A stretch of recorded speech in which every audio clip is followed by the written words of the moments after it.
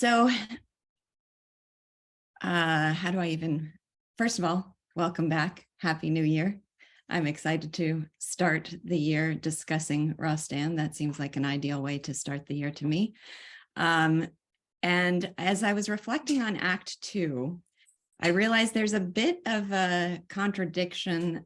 I have to be conscious of a bit of a contradiction in the way I'm trying to go about talking about this play, because I've said that I want to talk about it act by act, and I want to talk about it in an inductive manner. And ideally, some of you haven't even read beyond the act we're discussing.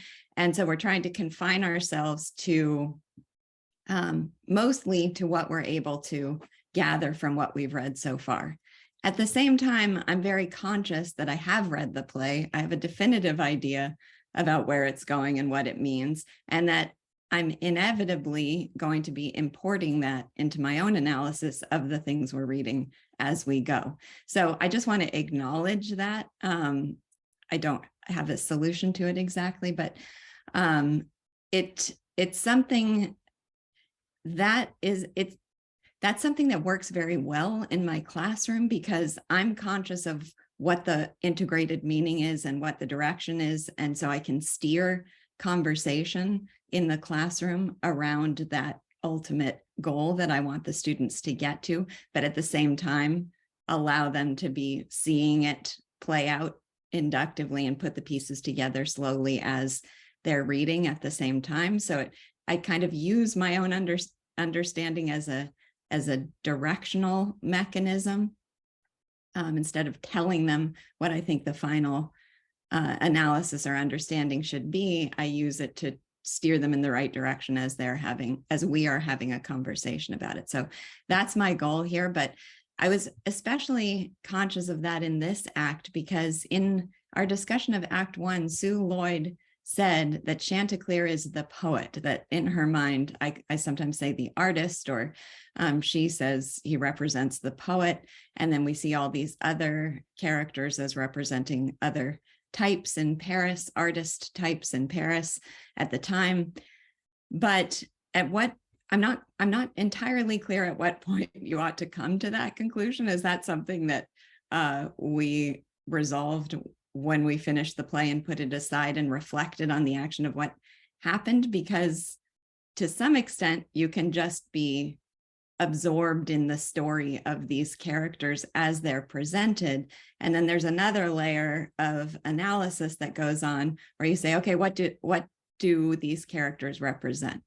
So it's a little bit of give and take. And I don't think it's clear exactly when these conclusions should be drawn, but I am going to talk about Chantecler as representing Rostand himself and the poet, the plight of the idealist romantic poet and artist. And I hope that that's clear already in Act 2. And if it's not, then I'm just violating my own principles in saying that. Shoshana? Oh, you have to unmute yourself, Shoshana. Yep. I was unmuted, but now I'm unmuted again. Okay, this is just short, but I think that if we think back to Rostand's time, this was a play. It was going to be performed before an audience that had been waiting to see another play by the author of Cyrano, and it was starring the same actor. Okay, so well, and of course, here we are all this time later and, reading it bit by bit, but I think that it was written to be performed by the audience that was looking to see Coquelin play the hero again. So in a sense, it's sort of like now we have certain actors from whom we expect certain things. And so I think there were built-in expectations that he could draw on. So maybe that's one reason why when you're reading, you're not actually seeing it act by act, but it's more like, okay, here we go again. Yes. Yeah. Okay. Yeah. You're primed with certain expectations of what Rostand is going to deliver to you. Yeah. And with the same actor. Yes. Yeah. So that's interesting, because Greta had brought up in the first act that there were, he seemingly had some flaws, the character, but you're still immediately drawn to him as the hero, especially when the pigeon comes in and offers his perspective. But yeah, we are looking to him to steer us right in this world right from the beginning, I think. Okay, so the first thing I wanted to talk about is the nightbirds. And one of the topics that I wanted to raise that I find really interesting is that we've discussed the characters that appeared so far as kind of proverbial types in Paris. So the blackbird as the cynic, and the peacock as the pretentious artist paraded around at the guinea hens at home day, or at her salons. And so there are all these types, but when we get to the nightbirds, it seems to me like we've departed from types altogether, and more they seem to be more representing the essence of evil. I mean, not types as in characters that you would encounter in the everyday world, but the abstracted essence of the vices of those characters. So it's almost like they're the vices behind, the abstracted vices behind the peacock or the turkey or and even the extreme, the abstracted extreme of evil. So they, I guess, I mean, they're the antithesis to Chantecler. So what the idealist who brings the sun against the forces of evil. But I'm curious if anybody else has thoughts about that, whether what your reaction was to the nightbirds and what they represent. Now I'm putting pressure on everyone because Sue's not here to be my co-host. Shoshana, feel free to fill that role. Hi, Raj. Hi. So, I think that in scene one, like some of the comments by the nightbirds are really hard hitting, and give perspective on, like you said, the evil type of people. If I could just read like a few that I highlighted. Yeah, sure. At random. So like the nightbirds say that they spare the pains to look like heroes, be ourselves where no one sees. So the idea obviously the idea being that to be like hero is like a burden, there's a pressure, and you don't have, in the night you don't have to have that expectation from yourself. Just a couple more. They refer to that we take vengeance on the goldfinch for his beauty, on the titmouse for his grace. Again, the evil, it's the hatred of the good, and they want to take revenge on that. And maybe one more, which I thought was very important, where the blackbird in his typical way says that he's not taking sides, he's there in an artistic spirit, that's all. And a very hard-hitting comment. If you are not taking sides, then you are siding with us. That's a great line. There are more of them, but I'm assuming if people agree, they're very, very important. This act was just fantastic. Yeah. So I thought of them as just unmitigated, unapologetic evil. And that's why it felt like evil abstracted to me. So hatred of the good is a description that occurred to me too. It's just opposed to all that's noble, innocent, or good, and everything in opposition to that. Nihilistic, the violence of these lines was startling. The description of slaughtering baby rabbits, and that juxtaposition of the beauty of his language and the grotesque violence of what's being described was eerie. Freshness pleasantly contrasting with the genial warmth of blood drops spurting from a strangled bird. So it was intensely violent, very nihilistic. I highlighted the line you did too, about hating the beautiful birds for their beauty. And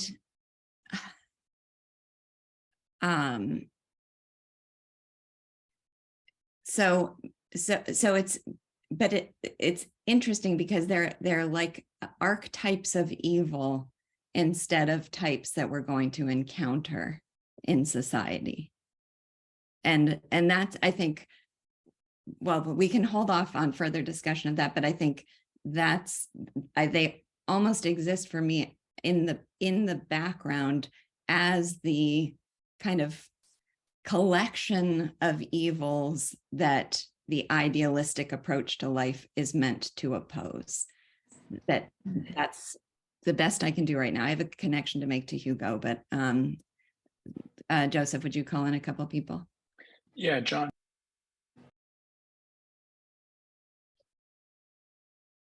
I think you're muted, John. Okay. I've only read Act 1 and Act 2, but I want to respond to what you were saying about the characters not being characters, but types. I received just a couple days ago this and the biography, and I've been going through this very closely on the notes. My French is not good enough, but this is helpful. And I was reading the introduction, and I always, when I read literature, am looking for complexity of character, meaning the character changes. So what you're describing when you talk about types is a lack of that. And I was struck this morning reading the intro that she said, and I don't know if it's true, I've not read enough of the play, but it's an interesting comment in the light of what you said. Sue said, only Chantecler and the pheasant change. And I was very struck looking at the history where it comes from the medieval romance, the Roman de Renard, and there we're more in fairy tale where things are black and white and you do not have characters changing. Okay, well, that's so since we're confining ourselves to the first act, that's a good question to raise is, do the characters change? And I like that connection to what we're discussing now, because nobody expects the Nightbirds to change. That's part of what I mean by there being abstracted evil, that there's no possibility here for change. They are exactly what they are. So we'll have to wait to see what we think about how or whether the other characters change. Okay, Joseph, who's Benjamin? Joseph. Oh, sorry. Yeah, Benjamin. I was just going to add with the Nightbirds not having a type or being a type. It's interesting. There's a whole host of them. There are multiple birds. They're almost indistinguishable unless you know a lot about owls. But but maybe that is part of the conception of evil here. Might be the numerous, but not, they don't have distinct personalities. They're just, but there's many of them lurking in the night. All the lines could come from any of them. It's just the generalized outlook on life. All right, Joseph, who's next? Stefan.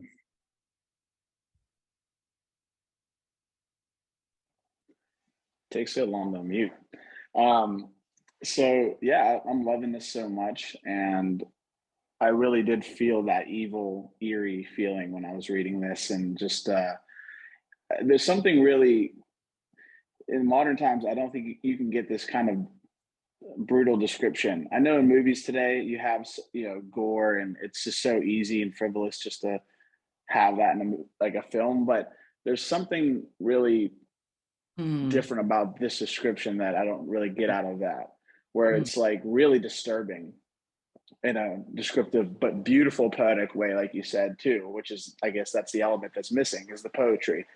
But I just wanted to say too that on the topic of hating the good for being the good, there's other birds that make noise, but they don't seem to care about them. It's the one who's the greatest, you know. It's not that they are opposed to noise. And the other thing too is one of the quotes that I thought was really interesting. I got to pull it up. It was the Grand Duke who said, "Praise the snares of the great weaver night, whose only fault or weakness is her tolerance of stars." And I thought that was really interesting. I don't know. It's just it's almost like when you have a religion where you say, well, it's just tolerating the stars. You know, that's not a contradiction in the night. There's still light there in a sense, but that they're just tolerating it. So I just found it very interesting. I didn't really have anything concrete to say, but that's it. So yeah, that line was really powerful. The idea, you know, we look at the night sky and the stars are where we find, or what our beauty that we find in the night sky, and to them it's a contradiction because they want total blackness and it's just evil as an end in itself. And it also described the stars as being witness to the evil deeds that they're committing. We don't want witness to it. But then I just have to mention another line that was one of my favorites in this whole act, where the pheasant hen says something about Chantecler with making the sun rise, snuffing out the stars or extinguishing the stars. And he says, "I extinguish nothing." And I just love that as a description of the essence of his character. I extinguish nothing. He was really sensitive about that. You know what I mean? Yeah. He only lifts, champions, glorifies. He doesn't extinguish. That's not in his nature.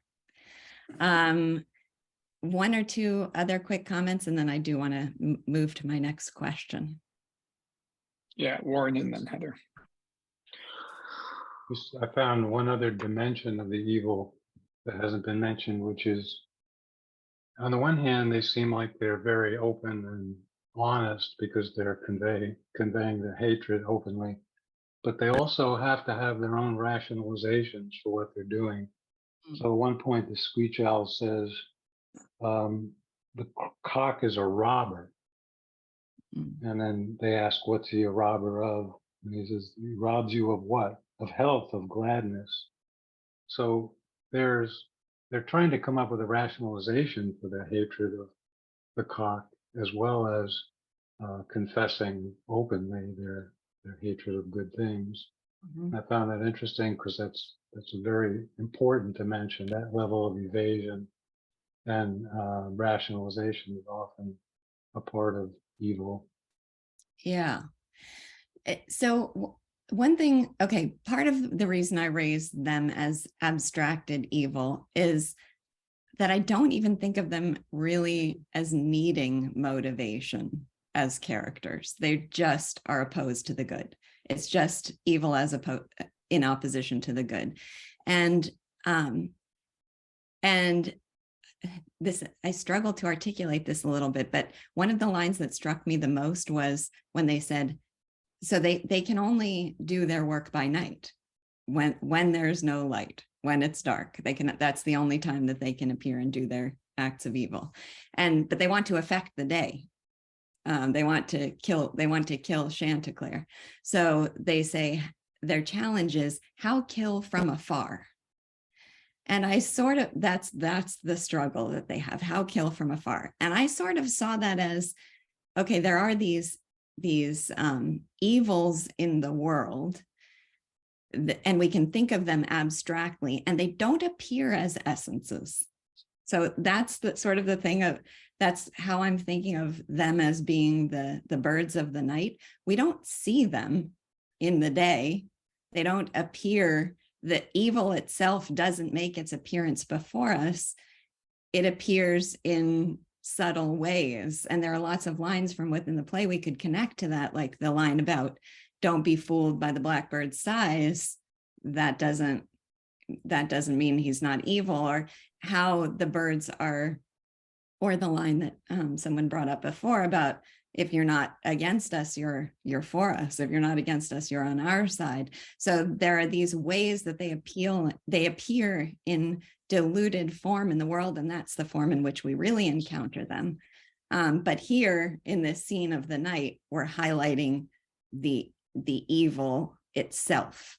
And highlighting that that's really the thing that Chantecler is fighting, is challenging, is trying to, make disappear from the earth with his call, is the evils that appear in these different ways by day, but this is their essence as it's appearing by night. I don't know if that makes sense, but that's sort of how I've been thinking of it. Heather, one more comment. Sure. I was just looking through the dialogue to see if I could find any statements that made this point, but I got the idea that the night creatures would be the most likely to actually believe Chantecler and his claim that he does make the sunrise, or that he has some power, because they almost seem to feel that way, that his song is a threat to them, or that it says that they're afraid of, or they can't see as soon as he appears, or something like that. Which sort of implies that he's bringing the sun with him, or I don't know. So maybe I have a line for you. Yeah, I have a line for you, because I had the same thought. That's actually the next point on that the nightbirds do credit Chantecler with dispelling the night. So there's this question. He believes that he makes the sunrise. They seem to believe that he makes the sunrise. And that raises interesting questions about what effect Chantecler actually has on these evils. And so the line was, the blackbird says, the other cocks, however, like there's a whole bunch of cocks crowing at dawn. And he says, their song creates no uneasiness. It is his song which must be silenced. So that raises interesting questions about why it's his song in particular that they are ascribing some kind of important efficacy to his song in dispelling the night. Thank you. Yeah. Okay. Here's another question that I had in reading this act is, does the blackbird take the evil of the nightbirds seriously? Is he deliberately turning a blind eye to them? Or is he naive in certain ways? Does his laughing off evil, is that just his manner of embodying evil himself? Or does he not even think they have, does he underestimate the power of evil?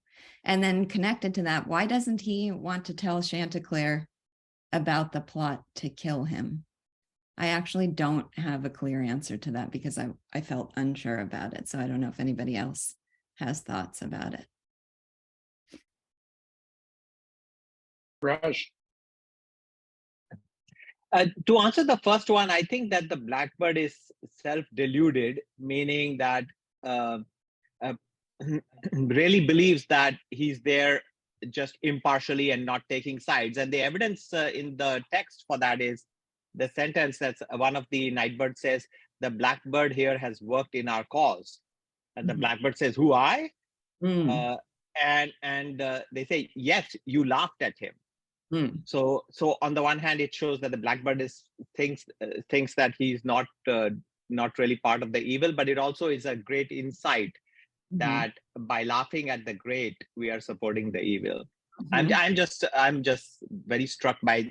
I didn't take the scene one as just simply a description of the horrors of the evil nightbirds, but also their insights into how they think and why they are able to succeed. And how they're able to succeed through the vehicle of someone like the blackbird. The blackbird is a part of their success.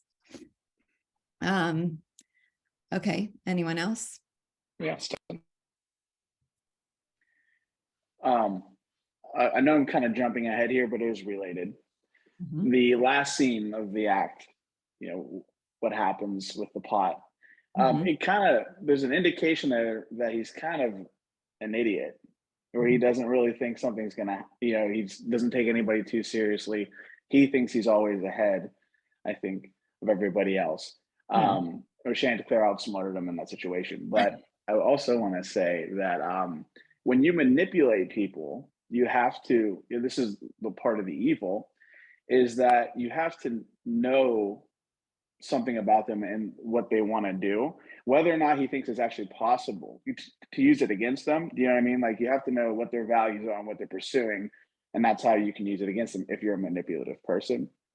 But I don't really have an answer, but it is interesting. Does he really think that they're capable of evil or not? I would have to say that he probably doesn't, but you know, because I just think he just thinks it's all a game. And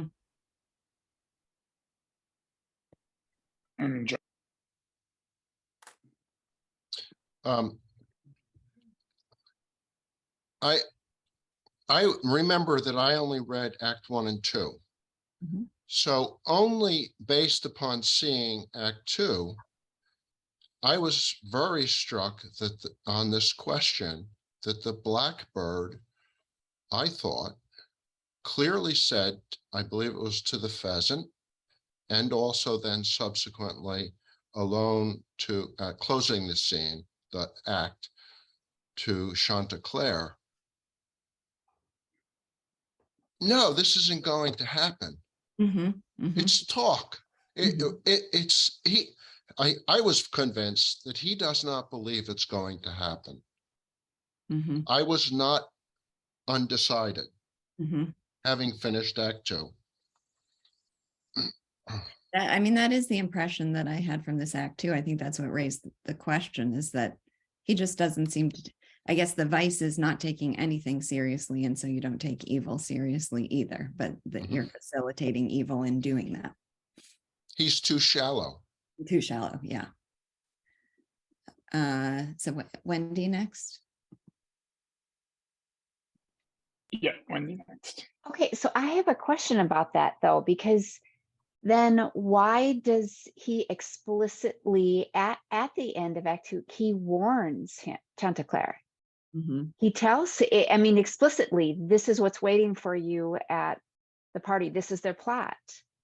If he doesn't think it's really serious, I mean, that was, I thought that was interesting that it, and I wasn't sure I quite understood how that makes sense with the rest of his character. That's probably what confused me too. Okay, yeah, because and it's not just like a vague, he said, no, that this is what they have planned for you, and it's really serious. It's not just, oh, go ahead and you'll be able to defeat whatever, don't worry about it, but there is a threat. He's saying, no, it's a really serious threat. This is what it is. Exactly. It's going to be, you know, that.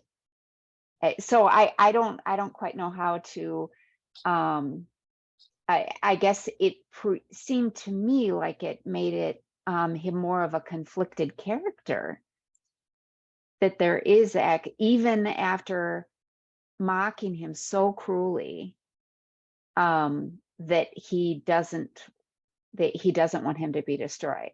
Yeah. Well, so, okay. So in scene 5, for a moment, you think that he's a conflicted character and that he actually has a capacity for admiration for Chantecler after he overhears the secret. And he says, when he says, that habitual skeptical sneer wiped out. My satirical whistling now expresses pure admiration. And it seems convincing for a moment. And then he says, to come it over with the hens, make them believe that he engineers the dawn. So it's all just a plot to seduce the women. That's what this thing that's so sacred to Chantecler actually means. So we keep having these kind of turns where for a moment it feels like he can be serious, and then it turns out he's not capable of earnestness in any way. So, but I don't know. Yeah. See, that's what confused me, because him turning it into that, it was, and the reaction of Chantecler and how devastating it is for him to be mocked. He's like, no, don't mock this. Don't even talk about it. But then it turns again where it's after that he says, don't go to this. This is what's waiting for you. And I don't know it. Well, maybe somebody else has an answer to that, but quickly, since we're on this topic, I just have to say how moving in thinking about Chantecler as Rostand himself and the idealistic poet and the romantic and the artist trying to inspire people with a love of the good and a worship of beauty through his art, and then showing him with the blackbird and the vulnerability that he feels in the presence of the blackbird, and especially after he has sung his song. So like he's fulfilled his calling, he's created this beauty, he's brought about the light, and then in that moment, mockery and derisiveness and cynicism, he's more vulnerable to it than ever. It's like at times he can steel himself to it, but when he's in that mode of creation, it goes straight to his heart and threatens to kill him. And I also, related to that, just loved the image of him feeling too like he has to grapple with the soul of the cynic. In that moment, he doesn't want to just put the blackbird aside and dismiss him as incapable of understanding. He says, it's, let's see. Oh, convince you I must, if only for a second. Oh my gosh, reading this line out loud brings tears to my eyes. I feel the holy impulse to struggle with your soul. So for anyone who can sympathize with the spirit of a romantic artist trying genuinely to change, I feel like this is going to be significant to my understanding of the play, but he is truly trying to change the world, to rid the world of evil by opening their eyes to the good. And in this moment, he cannot take that cynicism exists, and he wants to grapple with the blackbird's soul.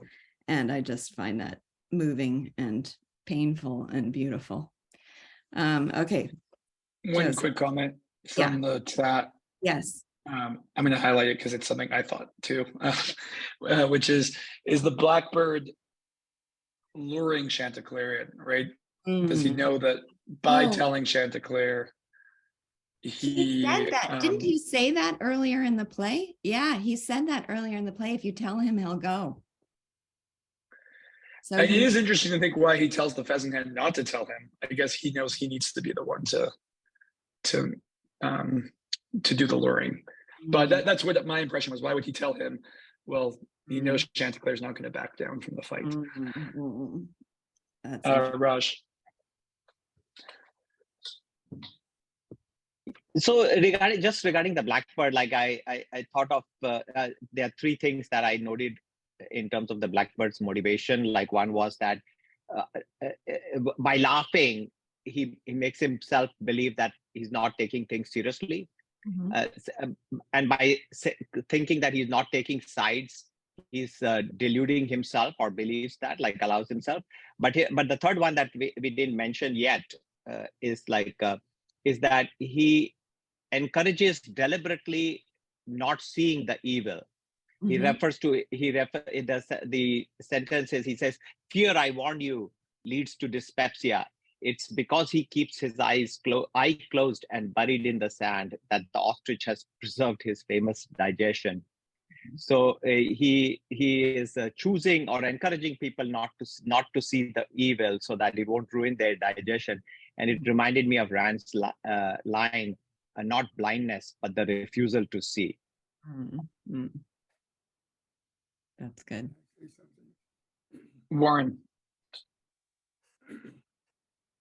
I think I don't have as positive or even-handed a view of the Blackbird. It's I do think he hates Chantecler inside, because what he's interpreting Chantecler's actions in terms of his own psychology. He basically, that admiration he expressed, as you pointed out, Lisa, is really just an admiration for a better hustler. And he can't actually see that he's good, but he does really, everything he does seems to drive Chantecler toward the fight with the Cox, and deliberately so. And I'm not so sure that he wanted to be the one to tell Chantecler rather than the pheasant hen, because she might actually convince Chantecler that there was serious danger there. I'm not really sure there, but I just see him as, in that scene, you know, the admiration of one hustler for another. He can't even conceive of the greatness of Chantecler. That's the only reservation I have about describing him as hating him, or somebody mentioned a connection to Tui earlier. It just feels like he does not have the capacity to grasp who he is enough to hate him, that he's just cynicism and mockery and dismissiveness of value. It's not that he sees the value and he's attacking it. He just has kind of sneered at the notion of values from the start. Stephanie. Okay. I want to say that I've changed my mind already. No, I think that he is really capable. And when we started developing those thoughts, my thought was he wants to be the curator of the demise, in a sense, where if he leaves it up to the hen, maybe she'll screw it up. He thinks of himself as the curator. He wants to be in charge of, and you can tell the way he delivers dialogue, that he's very precise and he's artistic. It's like he's a playwright in his own way, and that he wants to set up this fight. So I think he does believe that they're both capable, but he has to usher them in properly so that it's done properly, so he can enjoy the demise. So maybe tell me if this, I'm wondering if what I just said integrates or conflicts with what you're saying. I think it might just be consistent that Raj mentioned the line before about him just taking an artist's perspective on this whole thing. It seems like he wants to curate it, but just for the sake of entertainment. Yeah, it's all a game. It's like even a conversation. Yeah. There's no point to the conversation other than that he like flirts with each side but doesn't get too close, and then he distances himself, right? Then he says something like, I don't want you to think I really admire you. Then I want you to think I admire you. And he does that with both sides just to lure them. It's a lure. So, and I can see Rostand wanting desperately to show that treating life as a game is a great evil. And that on the surface, it doesn't appear that way. So the Blackbird is a great character for showing that it may seem like, the way he's described at the beginning, that, oh, he's a, fashionable intellectual and he's good for a laugh. And that's it. And Rostand wants to grapple with the soul of such a person and show, no, this is a completely destructive force, whether the Blackbird is conscious of that or not. It is that destructiveness. Well, I just want to say too, who's more evil then? Is it the night owls or is it the Blackbird? Because it's like you have total nihilism on both sides, but you have like this interactive nihilism with the Blackbird. So I don't know. Well, I think if I go back to my way of looking at it, I don't look at them as more or less evil, but as the nightbirds being the evils themselves, and then the Blackbird being the form in which we encounter evil by day.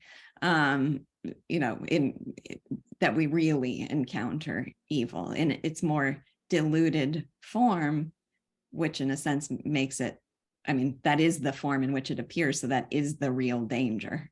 He's like a conduit of evil in a sense. Like he's taken this form into a character. I got you. Yeah. Shoshana. The Blackbird's evil. Okay. The Blackbird Well, is an version of evil. Well, you see, what's going on with the Blackbird is that he is both a kind of symbol or representative, but he's making it personal because he's trying to hurt Chantecler in a way that nobody else does because well, that's what Chantecler keeps saying. Do you get it? Do you get it? And that's a very serious question. And that's the serious question about which we get contradictory answers, because that's the worst kind of threat, is the betrayal by someone you trusted. And so that's what's going on. And Chantecler is getting more and more upset as this is going on. You do know what I'm about here. You do know what my task is. You do know what my identity is, my nature. And the Blackbird says yes and no.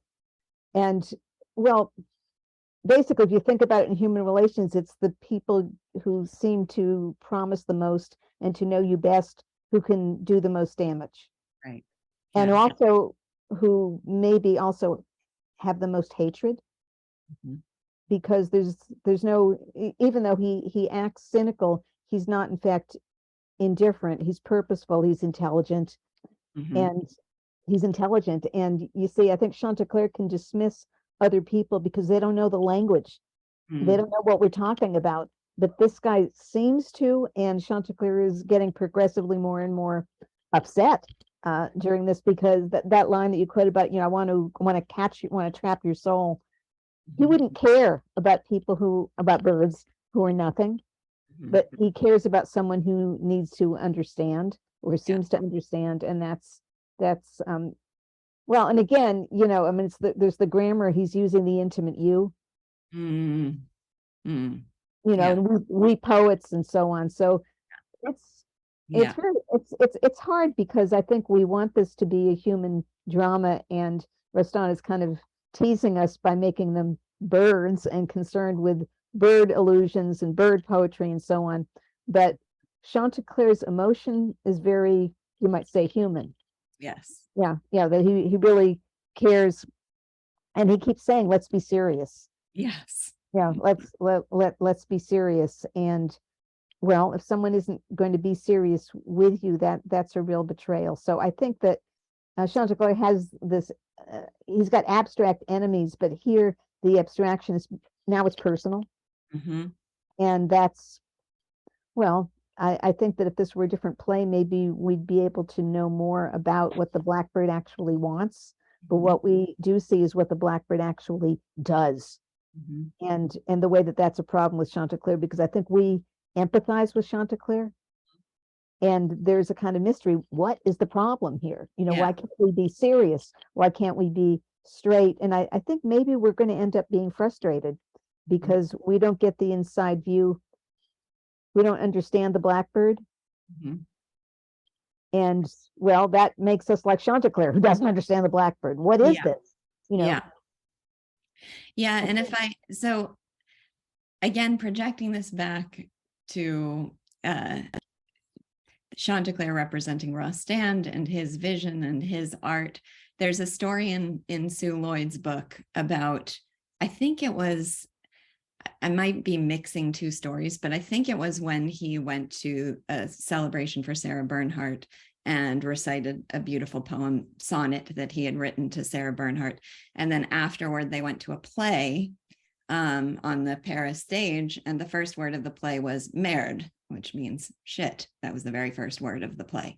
And the juxtaposition of these two universes was absolutely startling. He had just, whatever the event was before, he had just been rhapsodizing about beauty and speaking in poetry. And then they go right to this kind of naturalistic, cynical presentation on the stage. So I can just imagine Rostand with his just soulful commitment to romanticism and beauty, having an experience like that and being torn between dismissing, this is his fellow poet, right? This is part of the artistic scene in Paris. And I can imagine him being torn between saying, well, in certain senses or in certain situations, there's an alliance with these people. They're part of his artistic community. Also feeling like he can have an experience like that and dismiss it as irrelevant to his purposes in his life. And then as he sees it, overtaking the kind of ethos of the time. I mean, really overtaking the soul of the people of Paris, and starting to see, no, this is a profound danger and an evil that I have to grapple with. And that leads me well into the next thing I want to discuss, is just the pain and vulnerability of the vocation that he has, that it's a profound responsibility, and it describes it as something that kills him almost, to have a commitment to bringing about the good and bringing about the light is something that's such a struggle. It almost kills him. And then so imagining him feeling that kind of burden and that kind of struggle, and then seeing the Blackbird types come in and just be this incredible force of destruction.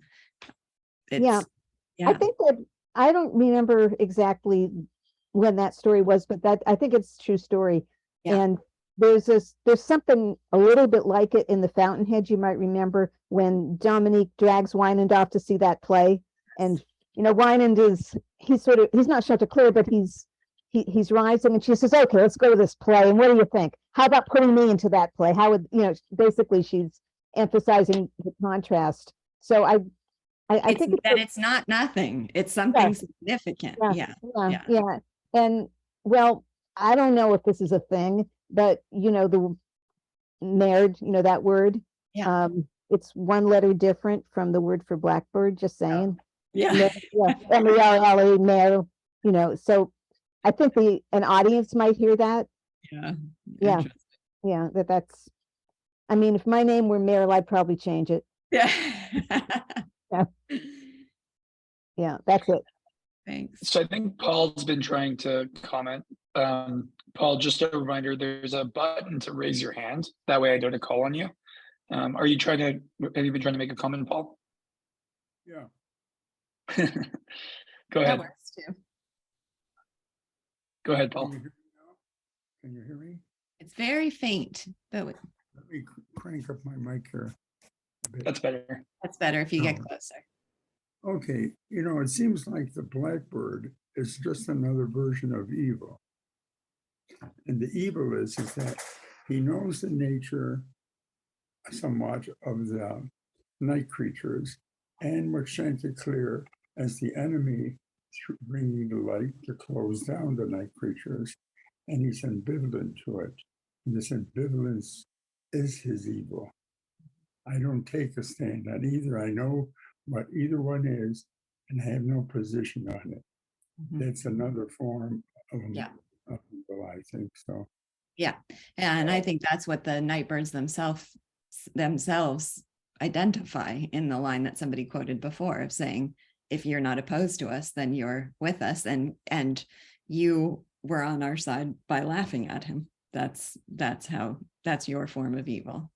That's right. This is a sweet play. Ian, I've got to get to Chantecler, but go ahead. Yeah, take one. One more, Ian. Hi, can you hear me? Mm-hmm. It seems to me that there's a lot of different opinions about the blackbird, and it seems that this shows that it's hard for us to pin him down. And I wondered whether that's by design. I mean, this is what Rostand wants us to think about the blackbird. And in this regard, I thought there are a couple of parallels about his personality. One of them is that he's always on the move, and Rostand kind of goes to a lot of effort to tell us constantly that the blackbird's always moving. He says a line, then moves, then he's hopping, and then he says the line and hops out the way, and you can't pin him down. He's constantly moving. And I thought that was one parallel. And the second one is that he wants to be everywhere all the time. So he's not like, I've decided who I am and what I like and where I want to be, and I'm going to do my thing. And if I coincide with you, all great. He actually just wants to go along to everything. So he's in the farmyard, observing the conversation with Patu and with the pheasant hen. And then he goes to the guinea hens for the salon, and he's there at the night time for the night birds for their seance. And then he's there a bit later just when Chantecler's doing dawn, and he's just everywhere because he hasn't really made up his mind who he is and what he wants. And he kind of reminds me actually of the modern day politician who doesn't have any convictions and is just ready. And even the way the blackbird talks, he has these like canned, cookie cutter, pre-prepared witticisms that he just throws out without a moment's thought, like the modern day politician with no conviction who just waits for something to happen and then jumps on and says, yeah, there you go, we have to do this and this and this. And so I just saw the blackbird as that sort of person who just wants to see which way the wind is blowing, and then he'll just be there to say, yeah, I was with you all along. And to get a laugh. Yeah. Just get a laugh. I love that. I picture Rostand, his description of encountering this farmyard scene and seeing the blackbird seem to mock the rooster. And you see that the hopping. I mean, the hopping is something you can really visualize. And I can imagine Rostand seeing character with it, seeing the vice of, I'm just going to hop in here, make my jibe, and then hop away to the next opportunity.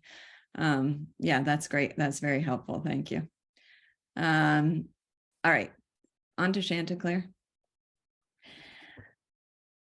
So how do I even begin? Because this really, I said how much this play moved me, spoke to my soul, has been a source of inspiration. And this whole description of Chantecler and his confession of his secret and what his call symbolizes. So first of all, I love roosters. I have roosters all over my room right now, ever since reading this play. The description of the form of the rooster being perfect for his vocation, that is like the symbol of the hunting horn, scratching up his native soil and calling for the sun. So that's the combination, is the ability to deliver this cry that wakes people up and brings the sun.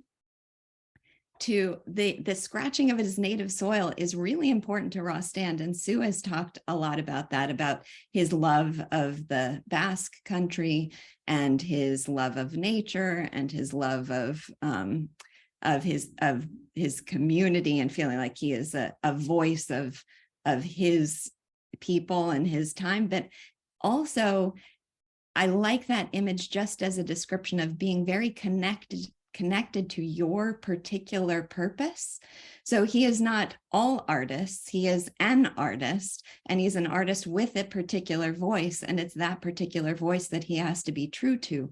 So this image of him scratching up his native soil might in part have to do with his native soil literally, but I think it also just means his particular vocation, his particular talent, his particular voice of being true to that. So I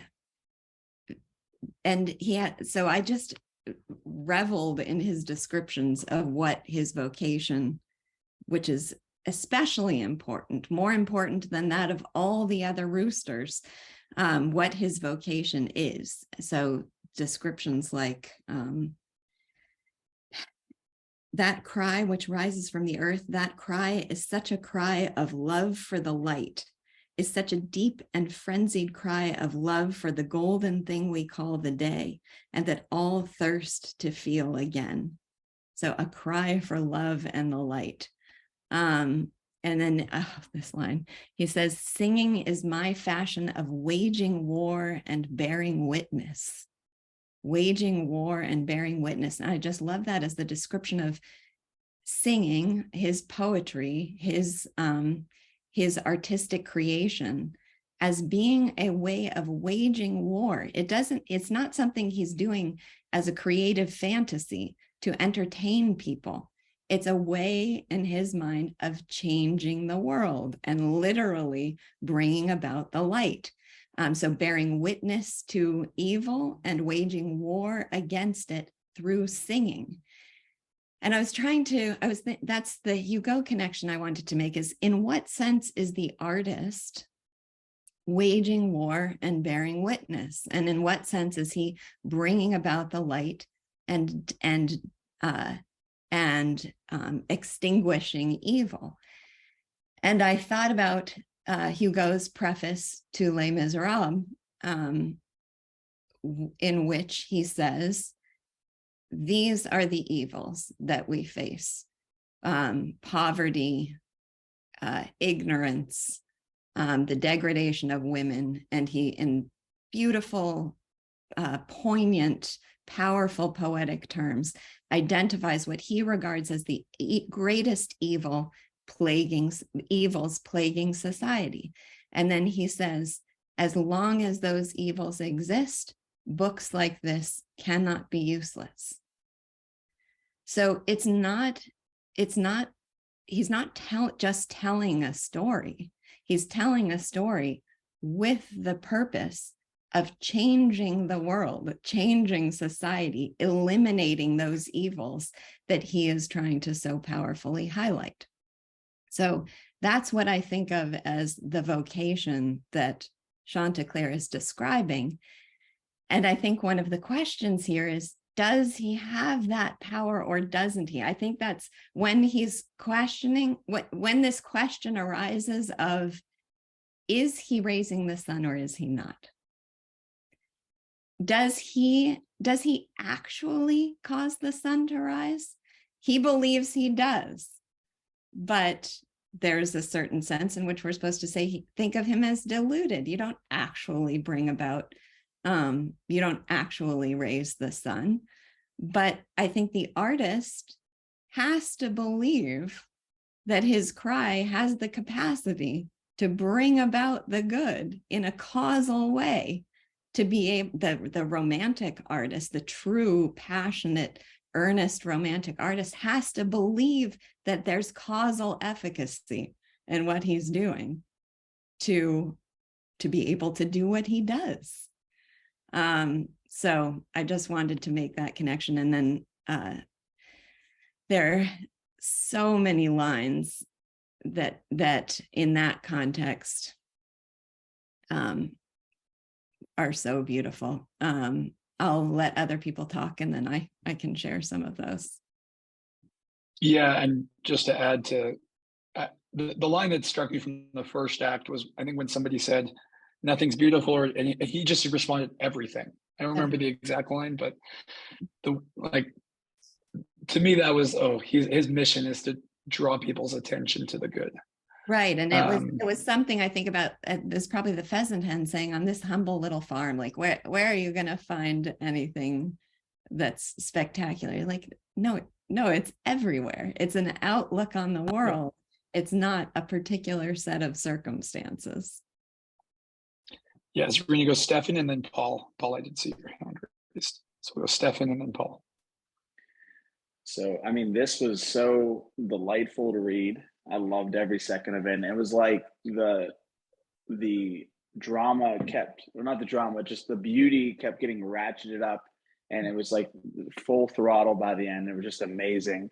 What I found the most interesting thing was, and kind of what you alluded to, was she was looking for the truth. Does he actually bring the sun about? But she starts to realize the truth is in the beauty of who he is. That is true. You know what I mean? That he's like a creator bringing about the sun and throwing light over here and throwing light over there. But he's actually doing that seriously. And she's just like, he's so magnificently beautiful. Oh, he's so magnificently beautiful. And that was true to her. You know what I mean? And so she was looking for one truth and realized it was true, but in a real way, but different way. Mm-hmm. Yes, I forget the phrase exactly. Oh, the pheasant hen finally gets initiated to sacred things was the was the description. I love that phrase. So she does, she marvels at his song. How exactly she interprets it, I think we have to wait to see. But she is truly capable of marveling at it and, falling madly in love. And I love the line he says, he asks if he has to go to the guinea hens, and she says, no, after rising to such heights, I think you may be excused from the guinea hens at home. But she's going to go anyway because she wants to show off the sunshine on her dress. I like the sunshine that he brought about. So it's like a reflection too. I love that line. Okay. Paul. Yeah. Paul, did you have a comment? Oh, don't forget to unmute. Okay. You're on mute, Paul. Maybe you can go to the next person. Yeah, we'll go to Ginger. Paul, you have to unmute before we can hear you. Here. I can't find this. I was frantically trying to find this, but I love the part where Chantecler and the pheasant hen are talking, and she's more and more admiring him, and then we hear other cocks crowing, and she says, "Oh, this is terrible," or whatever she says there, I can't get it. And he says, "No, they're just helping me along." Essentially, there's no jealousy there. It's like, this is part of my life here. These are good people doing the same.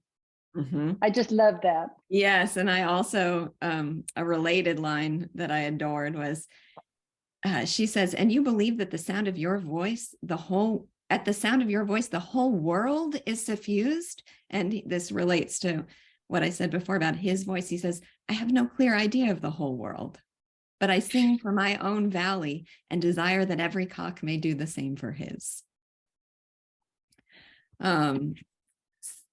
Okay. Yeah, Paul. Oh, Paul, did you want to make your comment now? I think he knows how to unmute. Yeah, excellent.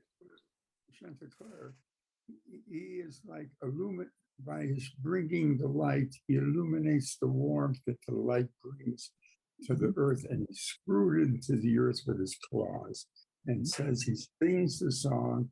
Not it's like he imagines it, but he sings the song of the earth and the earth's need for the light. So Chantecler is a conduit, if you'd like, of the earth's need for light and its contrast against the evil of the night. Yes, but I may have kind of already betrayed my own position on this, but he does believe that he makes the sun rise. He thinks the sun won't rise without him. So in that sense, we have, he's looked at as sort of deluded. And I just want to mention that I think for a lot of people that greatly undermines this play, because it's as if the idealist must be deluded in some sense, that's a prerequisite of, this being at odds with the real world or something. But anyway, I just want to raise that issue. I think we should withhold discussion mostly till the play moves on. But the question is he in some sense being foolish or deluded or crazy that he actually believes that he has the power to make the sun rise? I think that since he sees what the light brings, then that's enough for him. Mm-hmm.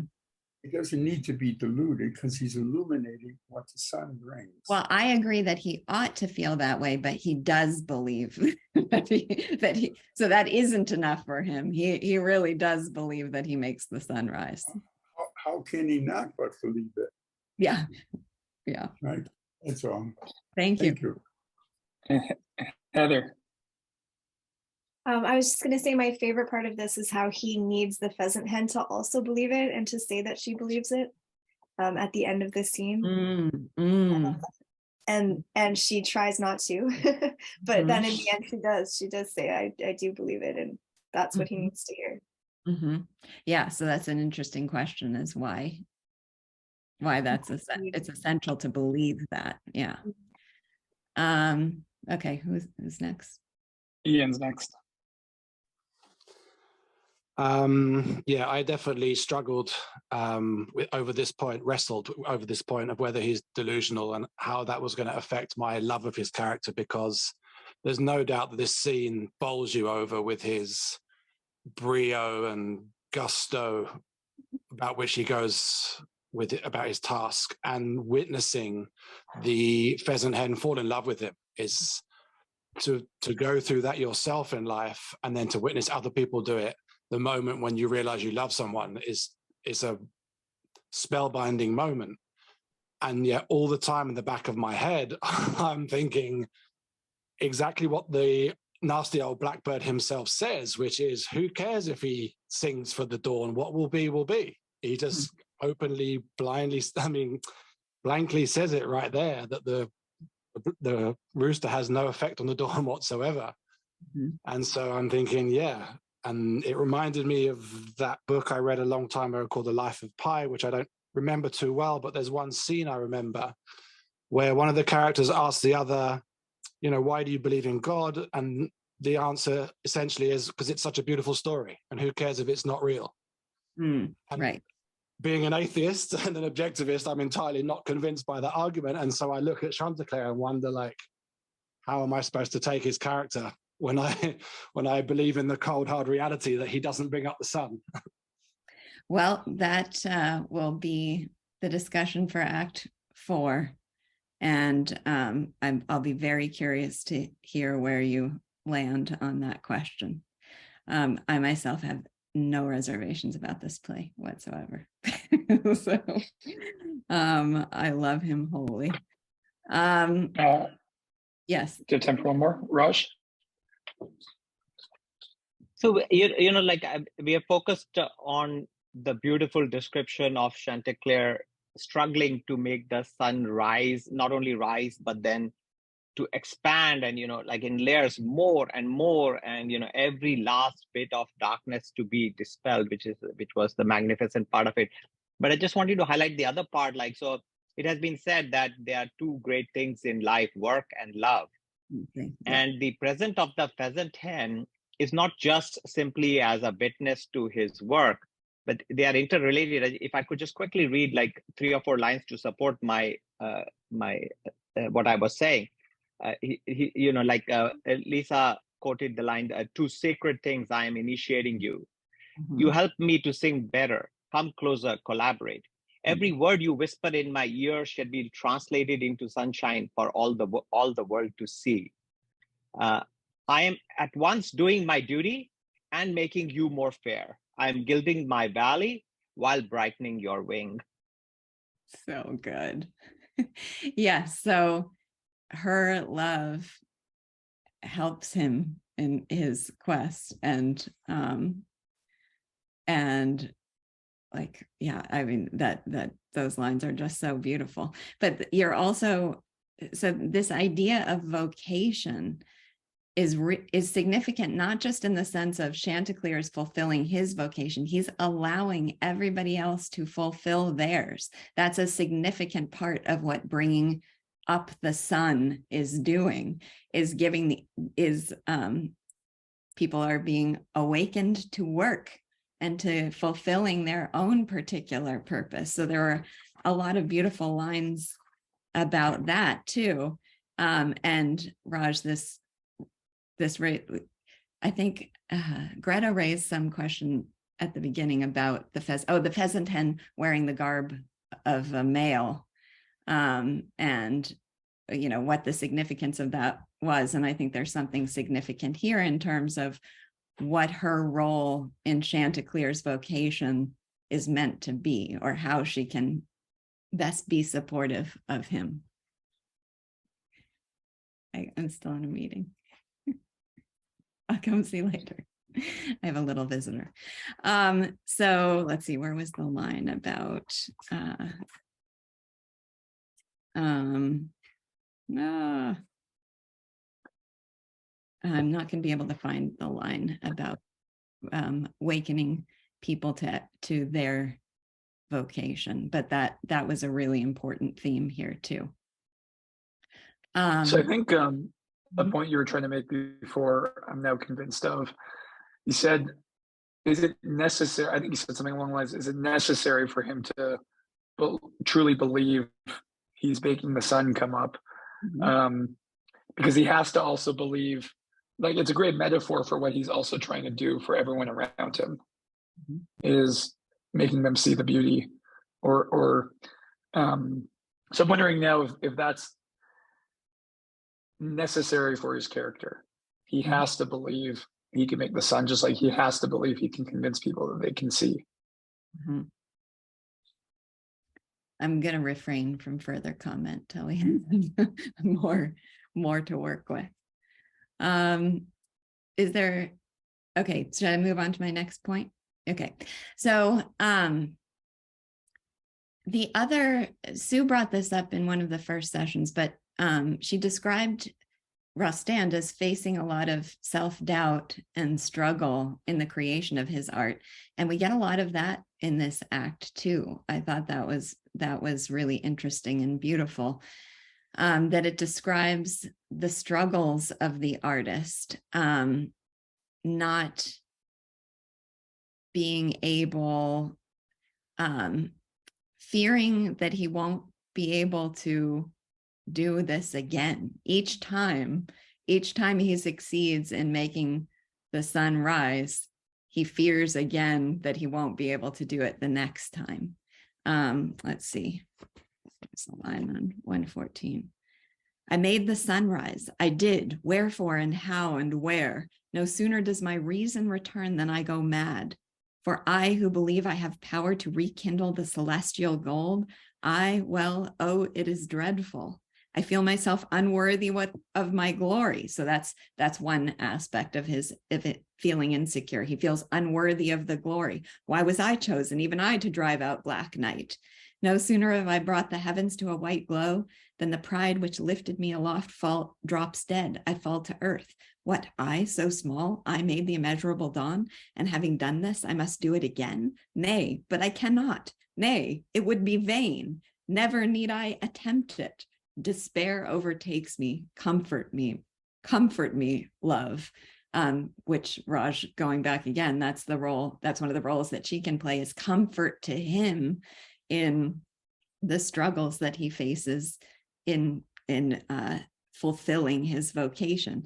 So the struggles here are a feeling of unworthiness, a fear that he'll never be able to do it again, a fear that it will be in vain, that it'll have no purpose.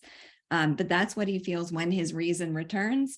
And it's when he's making his cry that he has to believe that all these things are possible, that he is worthy, that it is effective, and that he can do it again. So yeah, that's just another interesting aspect to this, is the struggles, the personal, not just the struggles with society of the artist, but the personal struggles of the romantic artist. Yes. Paul. Oh, you have to unmute, Paul.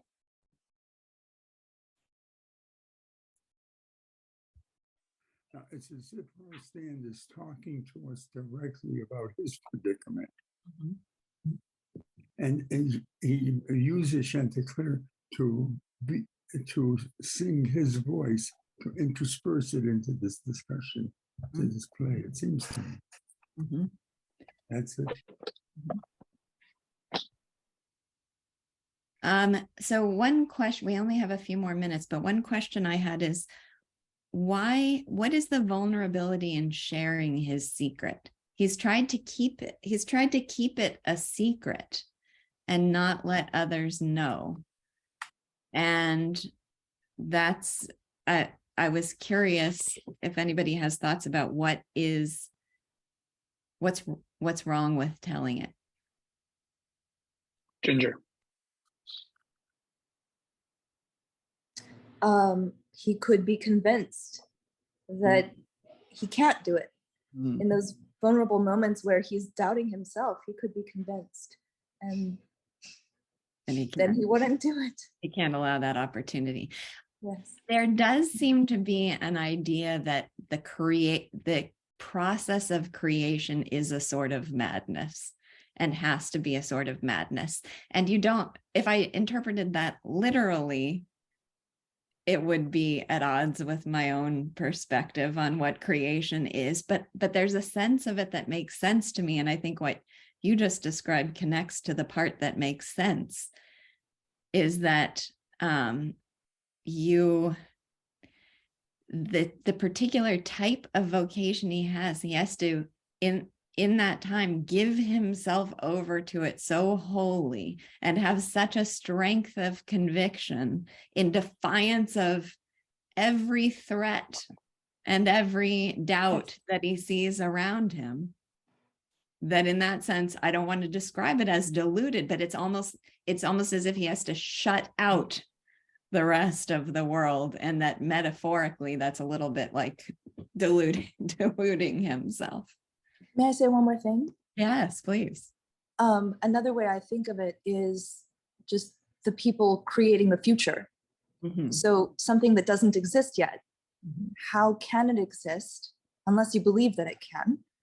Why would you work toward it if you couldn't believe that it could be? But it isn't yet. So in that sense, it's not true, right? The presentation of an ideal, in a sense, is not true. It's a presentation of an ideal. In that sense, it's not real, but you have to believe that there's a reality to it, and that it has a power to bring about a reality, to have the force of conviction and to be creative in that way. Mary Elaine.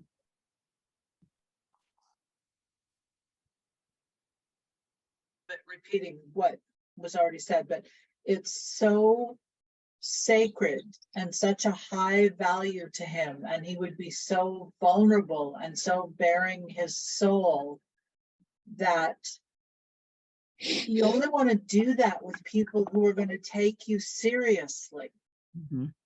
And that's really scary, to do that and find out that other people don't value it as highly as you do. Yeah, that connects to that line about the blackbird. He does, as much as he fails to understand the evil of the blackbird, he does know when he's in the midst of his cry, when he's just made his cry, he can't have the blackbird come anywhere near him in that moment. He does know that he needs to protect himself against that. And so that, I think, is that the vulnerability he feels because of the sacredness of this value to him. Yeah, I like that. John. This is key to me in Chantecler's character. Great art shows you opposites, yin and yang mixing. So yes, we've talked extensively about Chantecler's possible naivete, innocence. But for me, the key thing here is the sacredness that was used, the word that he feels towards the earth and the farmyard, everyone who's in the farmyard. He's not so naive that he doesn't know that is a delicate thing and he must protect it. Yes. Yeah. This is true in primitive cultures with their religions, that they keep their ceremonies secret. is very powerfully gone into with Carl Gustav Jung. I find it overwhelming. Thank you. Warren. It seems in the discussion we're kind of skirting the two sides of the dichotomy, idealism and realism. And I have read ahead, so I'm trying not to give anything away, but we're going to be trying to find something that consists of a realistic idealism in the end. That's why I think one commentator called this a coming of age play, which I thought was interesting. I think they mean it about Chantecler. It almost seems like we should postpone the resolution till the end. Absolutely. But I do appreciate highlighting that question, because Cyrano de Bergerac, which I'm sure many of you have read and is a favorite of mine, the ideal is at odds with the real in Cyrano de Bergerac. You make a choice. You make a choice between loyalty to your principles and success in reality. So the question we have here is that true again in Chantecler? And one of the interesting things is that Sue in our first discussion made a big point that Rostand himself did not believe that the ideal was at odds with the real. There was a kind of literary tradition of idealism that made it a world that exists apart from reality. And Rostand wanted to bring the notion that idealism is for living. And so we'll have to ask ourselves at the end, is this more like Cyrano de Bergerac, or is it a different perspective here? And I can see arguments for both sides, but I have my own view of it. So a couple of things before we close. I don't know if this is Rostand speaking of himself and how he viewed his place as an artist in the world. But I found this line fascinating. In describing what is unique about Chantecler's cry in particular, he says, "I sang in total blackness. My song rose from the cheerless shade and was the first to rise. It is when night prevails that it's fine to believe in the night." I'm sorry, to believe in the light. Oh, I butchered the end of that. It is when night prevails that it is fine to believe in the light. Now, so I don't know if he thought of himself as singing in a time of total blackness and rising from the cheerless shade and inspiring others to do the same, but it doesn't seem like it would be presumptuous for him to believe that. I think of him as playing that role in literary history. And then I just love this line too. I can't let the discussion go by without saying it. When he overturns, so he's grappling with the blackbird's soul, and that may be a battle in vain. He may never have an impact fundamentally, but he says, "For you hate and shun the blue sky, you dwellers in pots." Dwellers in pots is a term I want to keep in my repertoire. "You dwellers in pots, but one can force you to see at least as much as would cover a cornflower by overturning your pot now and then with the sweep of a wing."